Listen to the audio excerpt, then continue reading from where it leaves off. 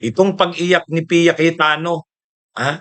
Umiyak si Pia Cayetano mga kabunyog sa sesyon ng Senado, ha? Umiyak siya, ano, ha? Ngayon, ang problema dun sa pag-iyak niya, nag-react kasi siya dun sa privilege speech ni Senadora Risa Hontiveros. Dun siya nagre-react, ha? Mga kabunyog, mga kababayan, ha? Ngayon, umiyak siya, bilang reaksyon kay Senadora Pia kay Senadora Risa Hontiveros. Kaya lang, kung papakinggan mo yung kanyang reaksyon, bakit siya umiyak, hindi niya naintindihan yung sinabi ni Senadora Pia, ni Senadora Risa. Actually, hindi niya naintindihan yung sinabi ni Senadora Risa. Ha? Hindi siya totoo lang. Alam niyo, nagmukha tuloy siyang katawa-tawa. Hindi niya naintindihan. Akala niya iniinsulto sila ni Senadora Risa. Wala namang pang-iinsulto doon. Ha? Wala namang pang-iinsulto doon, di ba mga kabunyog, mga kababayan? Ano ba kasi yung sinabi ni Senadora Risa? Ang sabi ni Senadora Risa Hontiveros, ang sinasabi niya, ilang araw na daw matapos yung pangyayari na yon noong kumbaga matapos yung pangyayari noong May 13 na kung saan nagkaputukan sa Senado, ang sabi ni Senadora Risa Hontiveros, parang walang nangyari. Yun ang ibig niyang sabihin, parang walang nangyari. Mga kabunyog, ang sinasabi ni bakit parang wala tayong ginagawa para i-correct o kaya addressan yung nangyari? Actually ganito. Ang sabi ni Senadora Risa ganito, hindi ako mapanatag na simula noong Lunes, ang ipinapakita natin ay para bang walang nangyari, na para bang hindi nabastos ang ating institusyon, ang ating mga empleyado at ang mga Pilipino. Yun yung sinasabi ni Senadora Risa Hontiveros. Nababahala daw siya na simula noong Lunes, ang attitude ng Senado parang walang nangyari. Yun ang ibig niyang sabihin ng parang walang nangyari. So, ang sinasuggest ni Senadora Risa Hontiveros ay may gawin ang Senado para maibalik ang reputasyon ng Senado, ang dignidad nito kasi parang sirang-sira ang reputasyon ng Senado. Kailangan may gawin. Hindi pwede na parang lumalabas, parang wala lang, parang walang nangyari. Hindi nakuha ni Senadora Pia Cayetano, biglang nagsalita. Ang sabi niya, paano mo nasabing walang nangyari? Yun, mga ganun. Ganun yung paano mo nasabing walang nangyari? Mga kabunyog, ang reaksyon ni Pia Cayetano, parang insensitive si Senadora Risa kasi bakit sinabi ni Senadora Risa na parang walang nangyari. Sinasabi ni Senadora Risa Hontiveros, hindi naman ganun ang ibig sabihin ni Senadora Risa Hontiveros malinaw Ang sinasabi ni Senadora Risa Hontiveros, ano bang gagawin natin? Parang ang pakiramdam ko, sabi niya, mula nung nangyari yan, yung insidente sa Senado, para lang na walang nangyari. Hindi pwedeng ganun.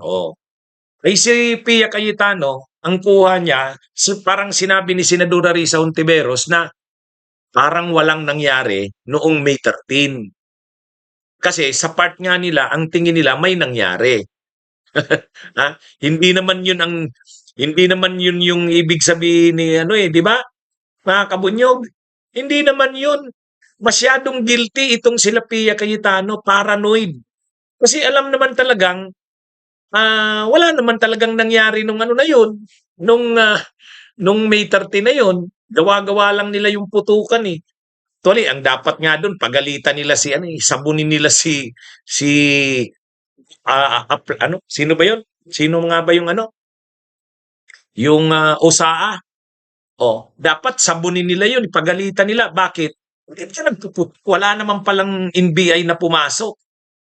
Di ba? Dapat ganun yung attitude nila. Magalit sila kay doon kay USAA kasi bakit ka nagpaputok? Hindi mo pa naman pala verified na may mga NBI. Sabi mo, pumasok na yung mga NBI. Oh, yun naman pala, wala naman. Oh, di ba? So, dapat ganun yung attitude nila. Iba naman yung ano eh. Iba naman yung sinabi ni Senadora Risa. Si Aplaska. Ah, dapat pagalitan nila si Aplaska. Sasabihan dapat nila Cayetano kahit ni Alan Peter, sasabihin nila, bakit naman ganun ang ginawa mo? Nung pumasok ka sa kwarto namin, nag-report ka, sabi mo may mga NBI pumasok. O di siyempre nataranta kami. Siyempre natakot kami, yung pala wala naman eh. At saka bakit ka nagpaputok? Di ba? Ha? Bakit ka nagpaputok? Dapat ganun. Dapat ano sila. Ang problema kasi sa kanila, pinagtatanggol pa nila si Aplaska eh. Oh. Tapos ngayon, nagdadrama si Pia Cayetano, nag-speech lang naman si Senadora Risa. Ang sinasabi ni Senadora Risa, bakit parang ang tingin natin parang walang nangyari? Kailangan may gawin tayo. Ayusin natin yung imahe ng Senado. Kasi hindi pwedeng parang wala lang na nangyari. Ang sabi ni Pia Cayetano, bakit mo nasabing parang walang nangyari? Hindi mo ba alam yung pinagdaanan namin? Iba, iba naman ang pika. Ang tanga naman ni Pia Cayetano. Di ba? Mga kabunyog. Ang layo nung reaksyon niya eh. Hindi naman sinabi ni Senadora Risa na walang nangyari. Ang sinabi ni Senadora Risa, wala ba tayong may gagawin bilang Senado? Anong gagawin natin para maayos yung imahe natin? Kasi sirang-sira na tayo eh. Parang ang gagawin ba natin parang walang nangyari? O yun ang sinabi niya. Kaya lang umiyak si Pia Cayetano. Sabi ni Pia Cayetano, paano mo nasabing walang nangyari?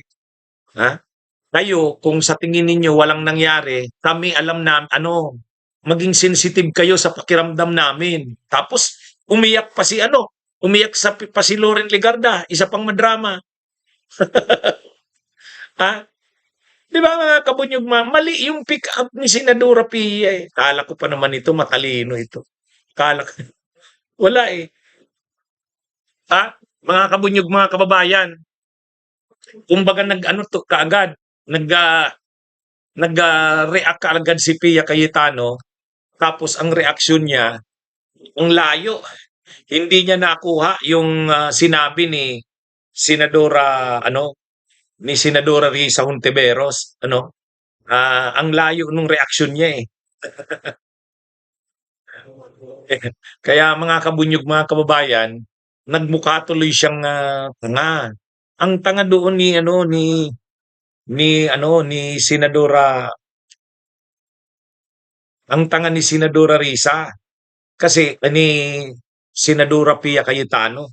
Kasi lumalabas, mga kabunyog, hindi niya na-gets. Hindi niya na-gets. Nagre-react siya. Sabi, napaka-insensitive ninyo. Parang sa tingin nyo ba walang nangyari noon? May nangyari yun. Kung kayo hindi naniniwala na mangyari, kami na mga nandun. Maging naman kayo sa naramdaman namin. Hindi man lang kayo nagtanong sa amin kung kumusta kami. Yun, umiyak na. Hindi naman yun yung sinasabi ni Risa, ni Senadora Risa.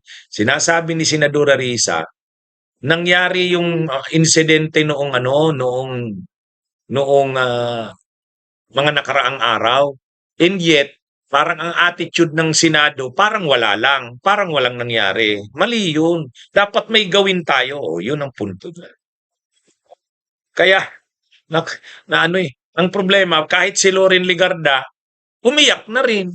Tapos lumapit pa si Camille Villar. Ay, sos, ano ba tong klase tong mga tao na to? Bunyog, bunyog, halikan na kasama ka. Bunyog, kapag buklod ay may pag-asa.